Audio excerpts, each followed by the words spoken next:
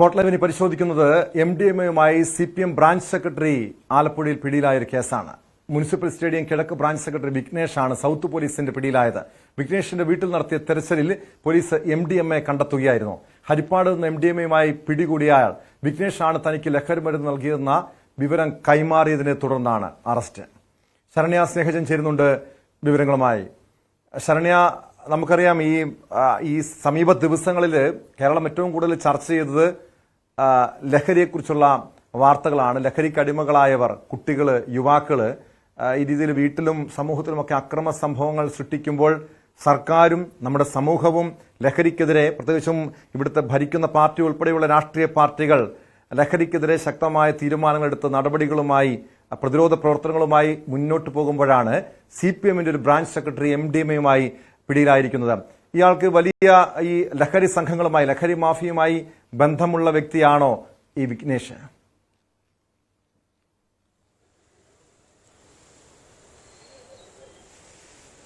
ടോമ, അതാണ് ഏറ്റവും പ്രധാനപ്പെട്ട കാര്യം. അതായത് CPM എന്ന പാർട്ടി ഈ ലഹരിക്കെതിരെ വലിയ ക്യാമ്പയിനുകൾ സംഘടിപ്പിക്കുന്നു. അത് മാത്രമല്ല, കഴിഞ്ഞ ദിവസം CPMന്റെ സംസ്ഥാന സെക്രട്ടറി MV ഗോവിന്ദൻ തന്നെ മാധ്യമപ്രവർത്തകരോട് പറഞ്ഞത് മദ്യപാനം അടക്കമുള്ള കാര്യങ്ങളിൽ കർശന നിലപാടാണ് പാർട്ടി സ്വീകരിക്കുന്നത് എന്നുള്ളതാണ്. അത് പാർട്ടി പ്രവർത്തകരാണെങ്കിൽ തന്നെ മദ്യപിക്കൽ അടക്കമുള്ള കാര്യങ്ങൾ കണ്ടെത്തിയാൽ അതിൽ കർശന നടപടി ഉണ്ടാകുമെന്നുള്ളതാണ് അദ്ദേഹം വ്യക്തമാക്കിയത്. എന്നാൽ ആ ഒരു സംഭവത്തിന് ശേഷം അദ്ദേഹത്തിന്റെ ഒരു മാധ്യമപ്രവർത്തകരെ കണ്ട് വാർത്താ കഴിഞ്ഞ് 3 ദിവസം മാത്രമാണ് പിന്നിടുന്നത്. അപ്പോഴാണ് ആലപ്പുഴയിൽ CPM ബ്രാഞ്ച് സെക്രട്ടറി തന്നെ MDMAയുമായി പിടിയിലായിട്ടുള്ളത് എന്നുള്ളതാണ്. CPM ബ്രാഞ്ച് സ്റ്റേഡിയം കിഴക്ക് ബ്രാഞ്ച് സെക്രട്ടറി വിഘ്നേഷ് ആണ് പിടിയിലായിട്ടുള്ളത്. മുൻ SFI ഏരിയ സെക്രട്ടറിയാണ്. ഒപ്പം തന്നെ DYFI ഭാരവാഹിത്വത്തിലുമുള്ള ആളായിരുന്നു എന്നുള്ളതാണ്. അതായത് SFI ആലപ്പുഴ SD കോളേജിൽ നിന്നുള്ള SFIയുടെ യൂണിവേഴ്സിറ്റി യൂണിയൻ കൗൺസിലർ കൂടിയായിരുന്നു വിഘ്നേഷ് എന്നുള്ളതാണ്. ഇപ്പോൾ ഈ സംഭവം, അതായത് MDMA ഉപയോഗിച്ചു എന്നുള്ളത് മാത്രമല്ല, മറിച്ച് അത് വിൽപ്പന നടത്തിയിരുന്നു എന്നുള്ളതും FIR വ്യക്തമാക്കുന്നുണ്ട്. കാരണം വിഘ്നേഷിന്റെ കയ്യിൽ ഉണ്ടായിരുന്ന പണം MDMA വിൽപ്പന നടത്തിയതിന്റെ ഭാഗമായി ഉണ്ടായിരുന്നതാണ് എന്നുള്ളതാണ് FIR രേഖപ്പെടുത്തിയിരിക്കുന്നത്. കയ്യിൽ പാക്കറ്റിൽ MDMA ഉണ്ടായിരുന്നു, ഒപ്പം പ്ലാസ്റ്റിക് കവറിൽ MDMA ഉണ്ടായിരുന്നു, ഒപ്പം ഒഴിഞ്ഞ സിറിഞ്ചുകളും 4 സിറിഞ്ചുകളും വിഘ്നേഷിന്റെ കൈവശം നിന്ന് പോലീസ് കണ്ടെത്തുകയും ചെയ്തിട്ടുണ്ട്. ആലപ്പുഴ സൗത്ത് പോലീസാണ് കഴിഞ്ഞ ദിവസം നടത്തിയ പരിശോധനയിൽ രാത്രി 9:30 മുനിസിപ്പൽ സ്റ്റേഡിയത്തിന്റെ മുൻഭാഗത്ത് നിന്ന് വിഘ്നേഷിനെ പിടിക്കുന്നത്. ഈ സംഭവത്തിലേക്ക് നയിച്ചത് ഹരിപ്പാട് നിന്നും ലഭിച്ച വിവരമാണ്. അതായത് ഹരിപ്പാട് നിന്ന് MDMAയുമായി പിടിയിലായ ചെറുപ്പക്കാരിൽ നിന്ന് ലഭിച്ച വിവരമാണ് പോലീസിന് വിഘ്നേഷിലേക്ക് എത്താനായത്. അതായത് MDMA തനിക്ക് വിൽപ്പന നടത്തിയത് ഈ വിഘ്നേഷ് ആണ് എന്നുള്ളതാണ് ആ ഇൻഫോമർ മൊഴി നൽകിയത്. അതിന്റെ അടിസ്ഥാനത്തിൽ ഹരിപ്പാട് പോലീസ് ആലപ്പുഴ സൗത്ത് പോലീസിൽ നൽകിയ വിവരത്തിന്റെ അടിസ്ഥാനത്തിൽ നടത്തിയ പരിശോധനയിലായിരുന്നു കഴിഞ്ഞ ദിവസം രാത്രി 9:30 വിഘ്നേഷ് പിടിയിലായിട്ടുള്ളത്. CPMന്റെ യുവജന സംഘടനയുടെ സജീവ പ്രവർത്തകനായിരുന്ന ആൾ, ഒപ്പം തന്നെ SFIയുടെ ഏരിയ സെക്രട്ടറിയും, ഒപ്പം ആലപ്പുഴയിലെ SD കോളേജിലെ യൂണിവേഴ്സിറ്റി യൂണിയൻ വൈസ് ചാൻസലറുമായിരുന്ന ഒരാളെയാണ് പിടികൂടിയിട്ടുള്ളത് എന്നുള്ളതാണ്. അതിനൊക്കെ അപ്പുറത്തേക്ക് CPMന്റെ ബ്രാഞ്ച് സെക്രട്ടറി എന്ന പദവി വഹിക്കുന്ന ഒരു വ്യക്തിയാണ് ഇത്തരത്തിൽ രാസലഹരിയുമായി പിടിക്കപ്പെട്ടിട്ടുള്ളത് എന്നുള്ളതാണ്. അതീവ ഗൗരവമുള്ള വിഷയമാണ്. നമുക്കറിയാം, പോലീസിന്റെ നേതൃത്വത്തിൽ ഓപ്പറേഷൻ ഡി ഹണ്ട് നടന്നുകൊണ്ടിരിക്കുകയാണ്. ലഹരിയുമായി ബന്ധപ്പെട്ട യുവത്വത്തിനിടയിൽ ഉണ്ടാകുന്ന പ്രശ്നങ്ങൾ അത് വളരെ ഗൗരവത്തോടെ കേരള സമൂഹത്തെ ബാധിക്കുന്ന ഒരു ഘട്ടത്തിൽ അത് തിരിച്ചറിഞ്ഞുകൊണ്ട് സർക്കാരും ഒപ്പം തന്നെ പോലീസും അടക്കം വലിയ ഗൗരവത്തോടെ ഈ വിഷയത്തെ നോക്കിക്കാണുന്ന പശ്ചാത്തലം കേരളത്തിൽ ഉണ്ട് എന്നുള്ളതാണ് വളരെ ശ്രദ്ധേയമായ കാര്യം. അതുകൊണ്ട് തന്നെയാണ് ഒരു മദ്യപാനത്തെ പോലും CPM അനുകൂലിക്കുന്നില്ല എന്നുള്ള പരസ്യ പ്രസ്താവനയുമായി CPM സംസ്ഥാന സെക്രട്ടറി MV ഗോവിന്ദൻ തന്നെ കഴിഞ്ഞ ദിവസം രംഗത്തെത്തുകയും ചെയ്തിട്ടുണ്ട്. അത്തരം ആളുകൾ ഉണ്ടെങ്കിൽ കർശന നടപടി സ്വീകരിക്കുമെന്ന് പറഞ്ഞ് ദിവസങ്ങൾ കഴിയുമ്പോഴാണ് ഈ സംഭവങ്ങൾ ഉണ്ടാകുന്നത് എന്നുള്ളതാണ്.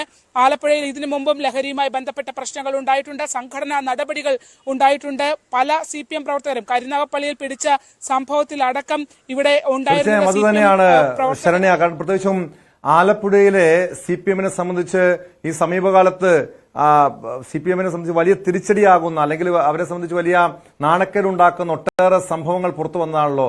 ഈ CPMന്റെ ബ്രാഞ്ച് ലോക്കൽ ഏരിയ ഘടകത്തിലുള്ള നേതാക്കന്മാർക്ക് ഗുണ്ടാ സംഘങ്ങളുമായി, ക്രിമിനൽ സംഘങ്ങളുമായി ബന്ധമുണ്ട് എന്ന പല ആക്ഷേപങ്ങളും നേരിട്ടു. പക്ഷെ അവരെയൊക്കെ സംരക്ഷിക്കുന്ന സമീപനമായിരുന്നു അന്ന് പാർട്ടി സ്വീകരിച്ചത്. പക്ഷേ ഈ വിഘ്നേഷ്, ഈ ബ്രാഞ്ച് സെക്രട്ടറി ലഹരിയുമായി പിടിയിലായ കേസിൽ പ്രത്യേകിച്ച് ഇപ്പോഴത്തെ സാഹചര്യത്തിൽ ഇയാളെ സംരക്ഷിക്കാൻ പാർട്ടിക്ക് കഴിയുമോ? മാത്രമല്ല ഇയാളുടെ ഒരു ശൃംഖല എങ്ങനെയാണ്?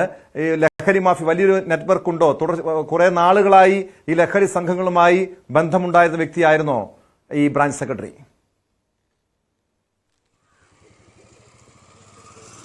ഇതിൽ ഏറ്റവും പ്രധാനപ്പെട്ട കാര്യം ഈ കഴിഞ്ഞ പ്രാവശ്യം ഈ ലഹരി കടത്തുമായി ബന്ധപ്പെട്ട പാൻ മസാല കടത്തുമായി ബന്ധപ്പെട്ട് പിടിയിലായ ആളുകളൊക്കെ തന്നെ ഈ സ്റ്റേഡിയം വാർഡുമായി ആ സ്ഥലവുമായി അടുത്ത ബന്ധം പുലർത്തിയിരുന്ന ആളുകളാണ്.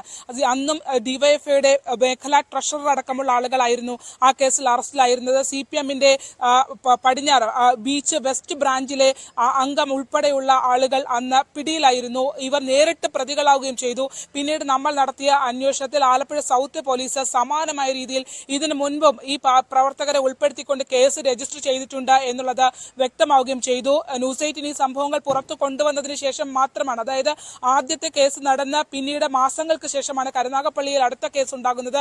ആ രണ്ടാമത്തെ കേസ് മാധ്യമങ്ങളിലേക്ക് പുറത്തു വരികയും അതേ തുടർന്ന് നമ്മൾ തന്നെ ന്യൂസ് 8 തന്നെ നടത്തിയ അന്വേഷണത്തിലായിരുന്നു ഈ CPM-ന്റെ ഒരു കണ്ണി, അതിലൊരു വല അതിനകത്തുണ്ട് എന്നുള്ള വിവരം നമ്മൾ പുറത്തേക്ക് കൊണ്ടുവരികയും പിടിയിലായ ആളുകൾ CPM അംഗങ്ങൾ, പാർട്ടി അംഗങ്ങളാണ് എന്നുള്ള വസ്തുത നമ്മൾ പുറത്തേക്ക് കൊണ്ടുവരികയും ചെയ്തിരുന്നത്.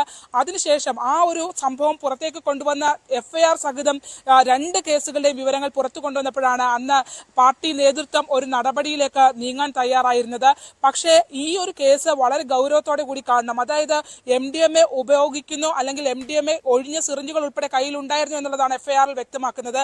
അത്തരത്തിൽ MDMA ഉപയോഗത്തിന് അപ്പുറത്തേക്ക് വിൽപ്പന നടത്താൻ, അതായത് ഒരു CPM-ന്റെ ബ്രാഞ്ച് സെക്രട്ടറിയായി പ്രവർത്തിക്കുന്ന ഒരാൾ, ഇത്തരത്തിൽ യുവജന സംഘടനകളിലും വിദ്യാർത്ഥി സംഘടനകളിലും നേതാവായി വളർന്നു വന്ന ഒരാൾ, അയാൾ ഈ ഒരു സമൂഹത്തിൽ ഇത്തരത്തിലൊരു വിൽപ്പന നടത്തുന്ന രീതിയിലേക്കുള്ള ഒരു ഇടപെടൽ നടത്തുന്നു എന്ന് പറഞ്ഞാൽ അത് അതീവ ഗൗരവകരമാണ്. സമൂഹത്തിൽ താൻ അതിലേക്ക് എത്തിപ്പെട്ടു എന്ന് മാത്രമല്ല, ഒരു സമൂഹത്തെ കൂടി ആ രീതിയിൽ അതിനെ മോശമാക്കുന്നതിന് വേണ്ടി അല്ലെങ്കിൽ ആ രീതിയിൽ മലിനപ്പെടുത്തുന്നതിന് വേണ്ടിയുള്ള ഒരു ഇടപെടൽ വിൽപ്പനയിലൂടെ ഉണ്ടാകുന്നു എന്നുള്ളതാണ്.